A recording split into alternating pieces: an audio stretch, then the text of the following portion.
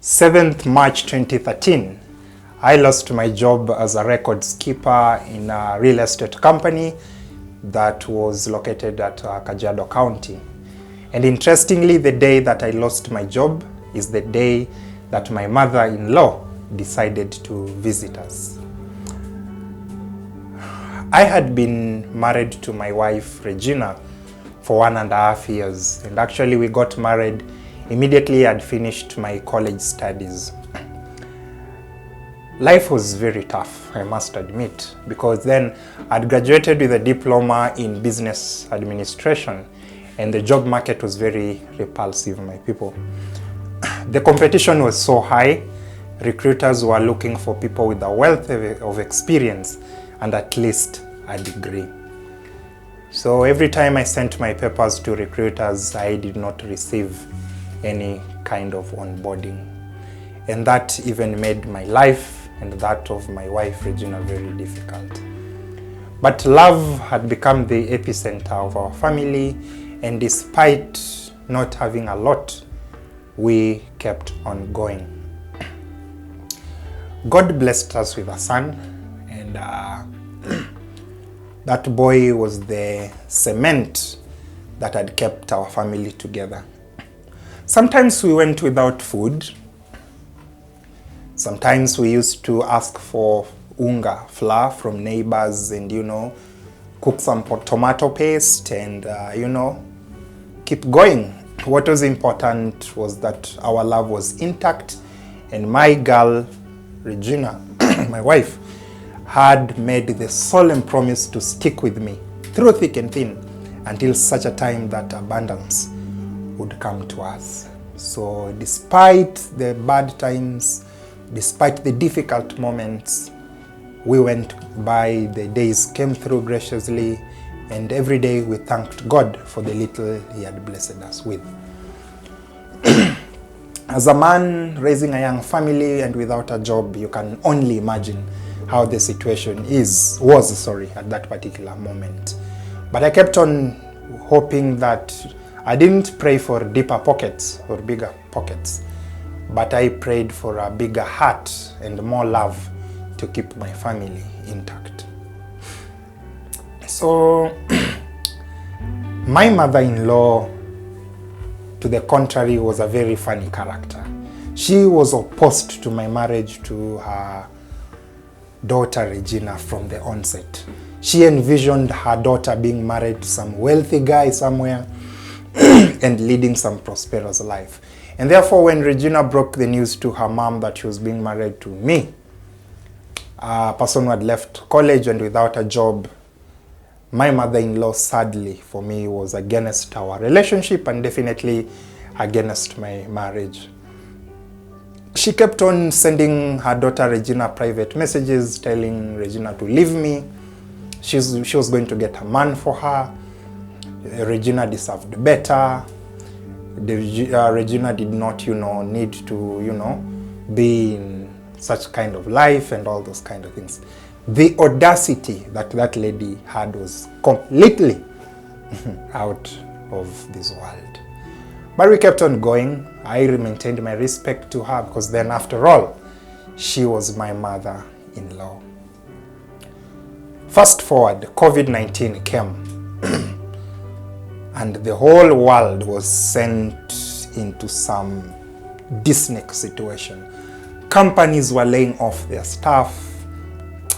Institutions were closing down, and sadly for us as a family again, that real estate company that I used to work with as a records keeper was closed down due to redundancy. They were not able to pay us as their employees. So I remember very well that day when our job stopped. We were not even given anything to go home with. There was no money, at least to cushion us for the rest of the month after the layoff. It was very difficult, my good people.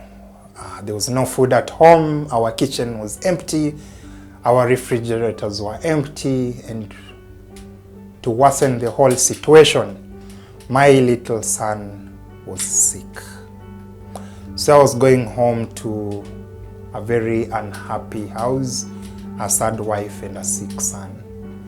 The men who are watching, again, you can relate if for one reason or the other you've been in this situation that I was in.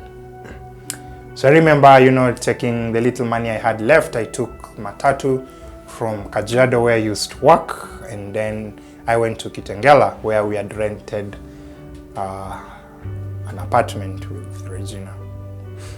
So I got to the house around 6:30. There was nothing. It was a complete shell of unhappiness.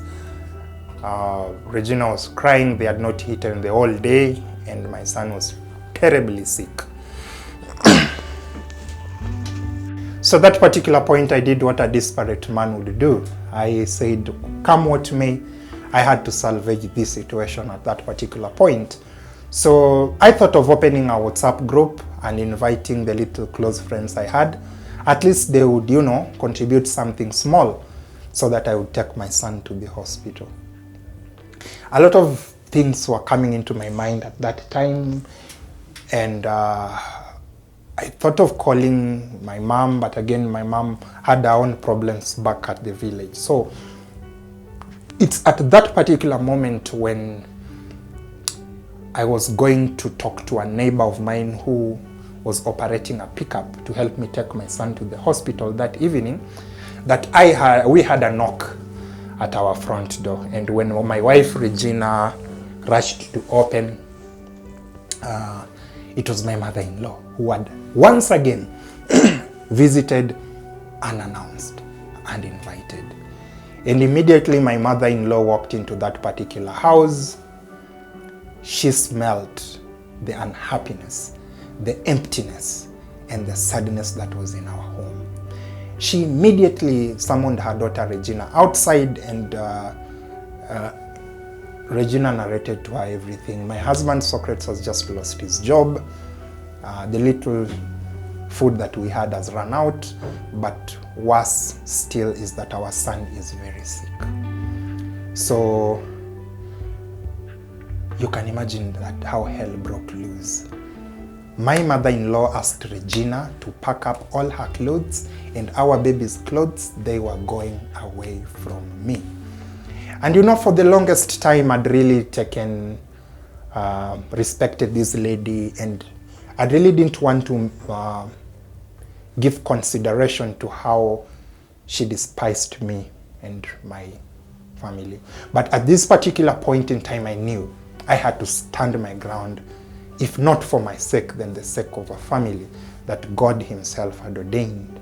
And therefore I told off my mother-in-law. I told her, nope, you are not going to take my family away from me. We've been through a lot, and whatever is going on right now, we are going to come out of it stronger and better.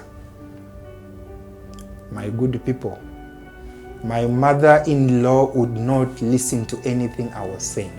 She had made up her mind, and she was picking her daughter Regina and my son, who was her grandson, and they were going away to a better life, better than the one I was offering. So at that point, my son started crying, of course, out of the pain. He was sick.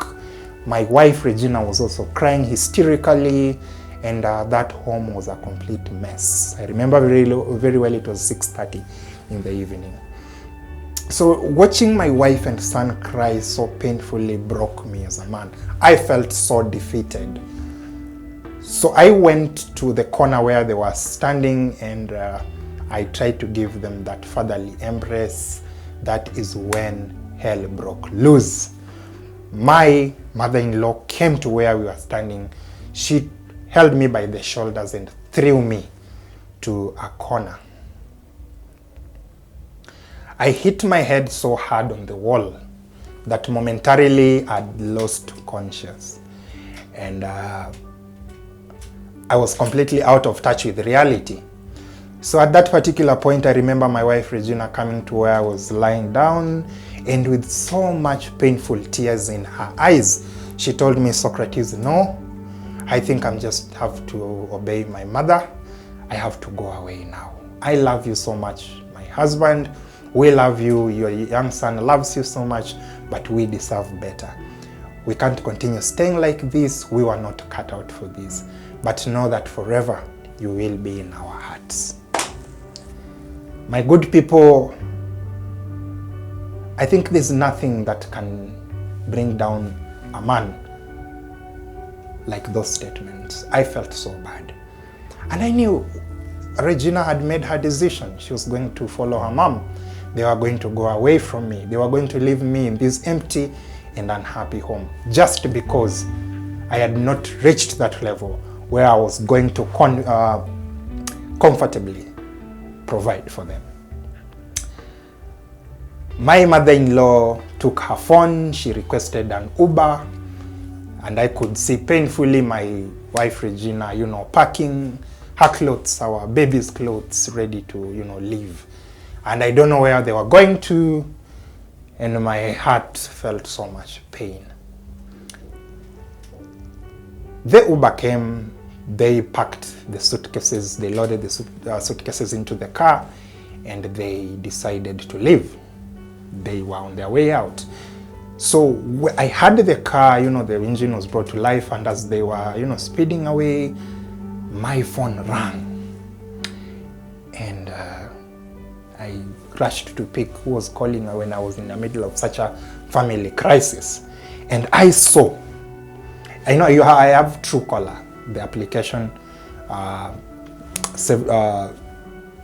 installed on my phone, so I could see the name of the person who's calling, even if I didn't have them saved in my contact book. So I saw SportPesa Kenya.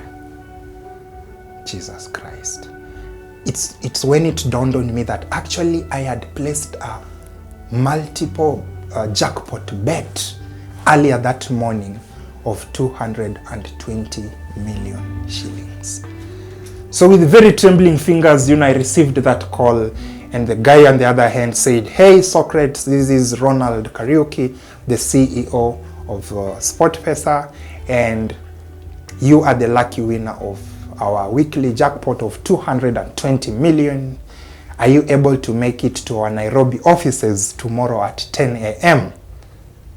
for the official paperwork?" I listened to those words in disbelief as I watched through the window when my wife, my son, and my stepmother drive away.